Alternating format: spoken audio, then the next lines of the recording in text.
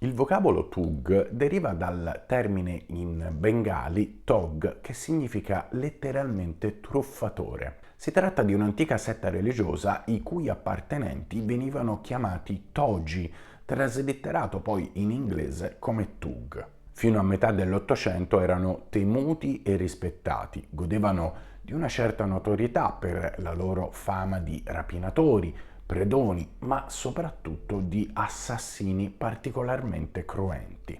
Il loro culto era incentrato sull'adorazione della dea Kali, chiamata a volte anche Bhavani, e si esplicava spesso attraverso anche sacrifici umani. Non sono pochi gli studiosi moderni che credono che tale fama negativa si fosse originata in parte da una demonizzazione operata dagli inglesi che avevano o avrebbero mescolato eventi reali a stereotipi tipicamente occidentali. Difficile a dirsi, ma indubbiamente plausibile. Se non è impossibile negare una reale veridicità a misfatti che gli sono stati attribuiti, è altrettanto vero però che la storia dei Tug è stata definita come uno dei casi più eloquenti ed eclatanti di costruzione di un mito in senso orientalista. I Tug erano soliti sicuramente depredare le carovane di pellegrini o mercanti attraverso un'abile tecnica seduttiva. Si univano al gruppo e prestavano per loro servizio nelle più disparate attività, vincendo quindi la loro diffidenza e conquistandosi quindi la loro fiducia.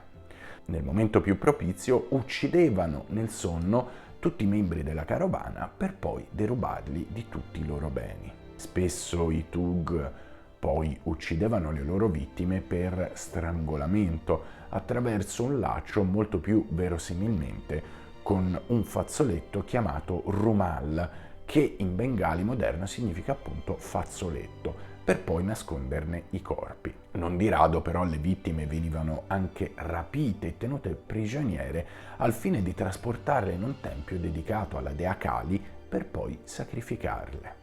Le ritualità, ci dicono le poche fonti dell'epoca, erano officiate in un clima di festa caratterizzato da musica e danze, nonché anche dall'uso di sostanze psicoattive. Ogni morte dedicata a Kali avrebbe avvicinato quindi la discesa di quest'ultima sulla terra. Per la loro maestria, se così si può dire, erano spesso assoldati come sicari e i profitti di tali lavori permettevano agli appartenenti alla setta di poter finanziare il loro culto e le loro attività, nonché di instaurare rapporti con figure altolocate che gli garantivano non di rado protezione e garanzia per i loro servigi.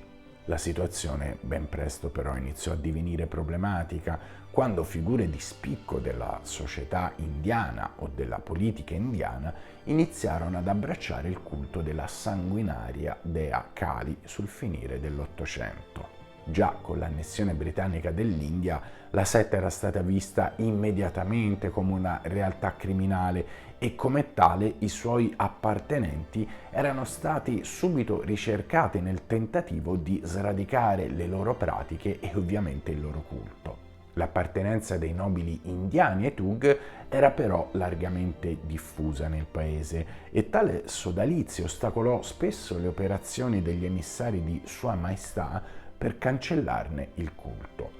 I nobili fornivano spesso protezione alla setta e i vari gruppi iniziarono quindi a concentrarsi nei diversi territori in cui sapevano che avrebbero potuto ricevere sostegno. In realtà gli appartenenti alla setta si chiamavano Fasingar o Pasingar, che in un dialetto indiano significa strangolatori, appunto. Quando i britanni giunsero in India esistevano già da secoli. Secondo un'ipotesi formulata dal generale William Sleeman, erano i lontani discendenti del misterioso esercito dei Sagarti, citati negli scritti di Erodoto, che si battevano armati di un laccio di cuoio e di un pugnale. Talmente forte fu l'impatto di queste figure sull'immaginario collettivo britannico che già nella prima metà dell'Ottocento in inglese la parola Tug aveva assunto il significato di delinquente o tagliagole. Le vittime strangolate, secondo quello che ci dicono le fonti dell'epoca, venivano fatte a pezzi per l'offerta alla dea Kali, che essendo protettrice dei più deboli, richiedeva però di risparmiare donne, ciechi, storpi e paria, i senza casta. Al termine delle razzie i membri del culto si riunivano per celebrare il Tuponi, una sorta di banchetto rituale a base di gur, lo zucchero di canna grezzo, che dopo la preghiera pronunciata dal capogruppo veniva in parte sotterrato in onore della dea Kali e in parte distribuito ai partecipanti dell'assassinio.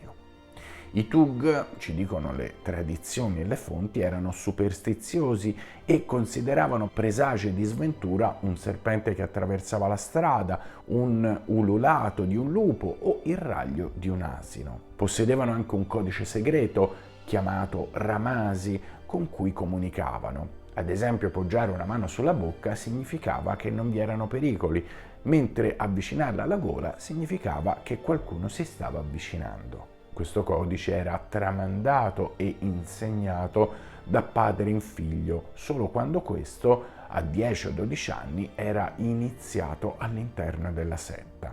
William Sleeman, vicegovernatore indiano, lanciò nel 1830 un'intensa campagna che comprendeva una caccia di fatto agli appartenenti al culto e che prevedeva anche pesanti interrogatori con vere e proprie torture per i prigionieri, a cui veniva promessa anche la libertà in cambio di informazioni di un certo rilievo.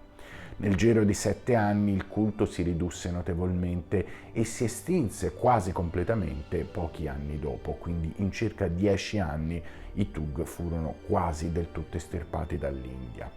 È impossibile però sapere quando la setta smise realmente di esistere, passando più probabilmente nella clandestinità per molto tempo.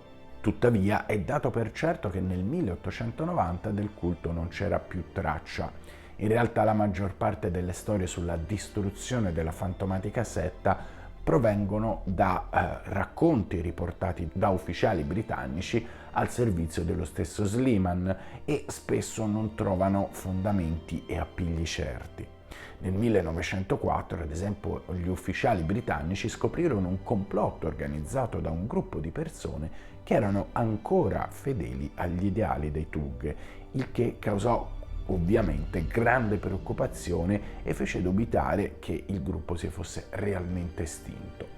Fu solo un caso isolato, ma la mancanza di un ente sovranazionale indiano incaricato delle indagini, assieme al fatto che i Thug potevano tranquillamente uscire dall'impero britannico per non essere ricercati, ha portato alcuni a credere che in realtà il culto si fosse solo ridotto di dimensioni senza essere stato sconfitto realmente e completamente. Tuttavia, molti storici ritengono che le storie sui Thug siano paragonabili alle tesi che portarono all'Inquisizione, fornendo più che altro uno strumento agli ufficiali britannici per poter assoggettare e distruggere legalmente, secondo il loro punto di vista e agli occhi dell'opinione pubblica, qualsiasi possibile forma di resistenza al colonialismo britannico. Voglio infine ricordare come un record macabro, se così lo possiamo chiamare, è quello di un Thug di nome Behram, che nel corso della sua esistenza avrebbe ucciso ben 931 individui, dato però che ad oggi non ha trovato alcun riscontro storico, ma che lo renderebbe il serial killer più prolifico della storia umana.